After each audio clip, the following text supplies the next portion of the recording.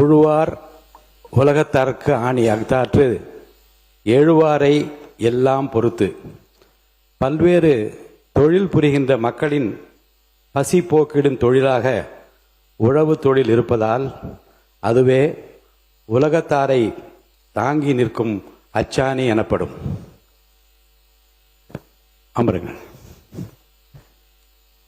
இன்று மாண்புமிகு பால்வளத்துறை அமைச்சர் திருமதி விஜயலட்சுமி அவர்களுக்கும் மாண்புமிகு கால்நடை பராமரிப்புத்துறை அமைச்சர் திருமதி கமலி அவர்களுக்கும் இனிய பிறந்தநாள் வாழ்த்துக்கள்.